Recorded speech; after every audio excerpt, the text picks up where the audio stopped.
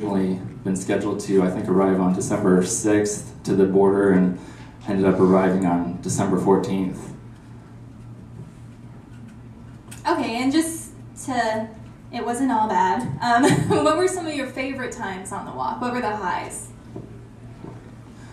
One of my favorite parts of the walk was just being out on the road and seeing the country. Especially, I grew up in Indiana, and even though I had gone out to Colorado usually every summer, I hadn't really been in the West that much, and especially the Northwest part of the country. So just seeing the different, all the scenery, as Brooks mentioned, the Columbia Gorge was absolutely spectacular, and just a lot of the wide open spaces there are in the West. That was incredible. Some other highs were just the people that we met along the way. That's one thing I always like, just meeting new people. That's one of the things I like about the Liberty Forum, all the people that we've met and talked to. You know, people offering us rides or giving us donations or offering support in other ways, letting us park our RV in their driveway for a night or two. That was helpful. Oh yeah, and in fact, Slim up here arranged for us to stay in his dad's driveway for a couple days, which was awesome, and took us out to dinner a couple times, so I thank you for that. And the Ron Paul rally, as I mentioned before, was incredible. Although I have to say, it's not as good as the Liberty Forum. The Liberty Forum is awesome. Yeah. And we got our dog that we have now in South Dakota along the walk, and that was great. He's an awesome dog. So yeah, those are some of the good points. Oh, and newspaper articles. We starting out, we really didn't have much of a clue as to how to get media coverage, so it was just kind of trial by fire and hit and miss. And we didn't get our first coverage until, I don't know, it was probably a month or two into the walk, and it was in just over the border in Idaho, in Lewiston, where we actually stopped by a newspaper office at the Lewiston Tribune, and I had sent I think the news editor an email, which he didn't remember, but he set us up with an interview with an intern that had only been there for 3 days, and we talked to him for probably about an hour and a half, but really, because he was just a 3-day intern, we didn't think much would come of it. But then the next morning we're at the supermarket, and I think Brooke made an offhand comment, "Oh, I wonder if we got in the paper." We went over to the newspaper bin, and we had a color front page article. So that was really incredible. So that was our first newspaper article of many more to follow after that. Okay, can you tell me some more about the people that you met and what you talked about, what they thought about the walk? A couple interesting people that we actually had several encounters with over the course of the walk were Christina Heller and Craig Goodale, who are making a documentary on people moving to New Hampshire as part of the Free State Project. I had gotten an email from Christina probably a month or so into the walk saying that she was interested in profiling me as part of their documentary. And they ended up coming out, I believe, 5 times over the course of the walk, interviewing us and showing us walking, and so and they were just really great to hang out with as well. So that was really cool. Early on in the walk, well, as I mentioned, there are many people that have been very generous to us along the walk, let us park in their driveway or whatever. One couple early on, when we were just outside of Portland, we were going into a shop to look for safety gear, and we picked some out, and when we went to, we also told them about our story as we were looking at the stuff, and when we went to check out, they wouldn't let us pay. They liked our story so much, and even offered to let us park our RV in their driveway for several days, as it turned out. We weren't going quite as fast then, as I mentioned, so I think we stayed there for about 5 days and had several campfires with them. They had a nice fire pit in their yard, so that was awesome. What about, did people support what you were doing? Were there a lot of people who agreed or people who didn't agree?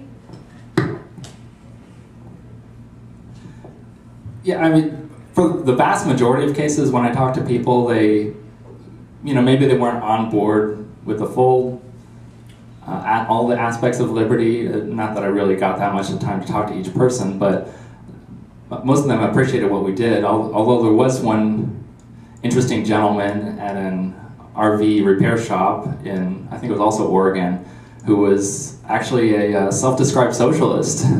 And we ended up talking with him, my brother and I, for over an hour. I had work to do. I was trying to excuse myself from the conversation. And every time I did, it was like, oh yeah, you think you're wrong, huh? You want to get out of the discussion. And fortunately, John took over for me and kept debating with him, which I think he had fun with.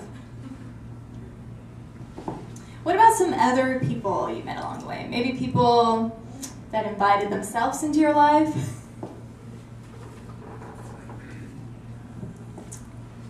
Oh, okay. I think what she's referring to is, as I think I mentioned, I grew up in Indiana, and passing through Chicago, I have always thought of that as kind of a police state town, and in fact there were cameras that were really creepy that we filmed some of as we were passing through some of the Chicago suburbs.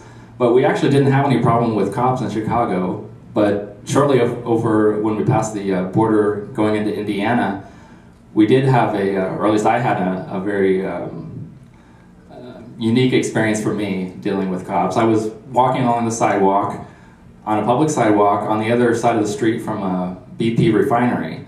And I was shooting my video like I normally do, and there was I think there was something funny written on one of the train cars that was in their lot across on the other side of a wall in their lot.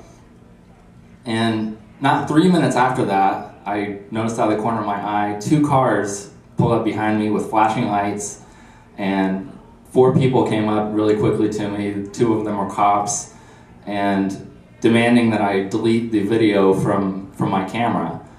And I'm actually kind of surprised that I was as calm as I was in that situation, because that was the first time I'd ever been in that kind of a situation with cops, like traffic stops and stuff. But I didn't want to delete the video at first, and I think the main cop that was talking threatened to arrest me at least 4 times during the course of the encounter.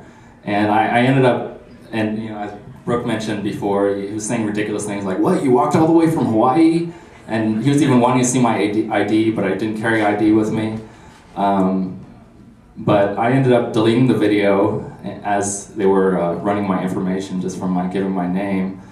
And after I deleted the video, which he didn't actually watch me doing, by the way, their demeanor completely changed. They were all buddy, like, oh wow, so you're walking across the country. Anybody sponsoring you, or what kind of experiences you had, which was just really bizarre. That it was just all about, I guess, deleting the video because they thought it was some kind of terrorist. You sure match the profile. Sure. We're gonna jump ahead a little bit so we can get more questions and maybe go more into the impact that we had. What about the last 200 miles on the trip? What was that like?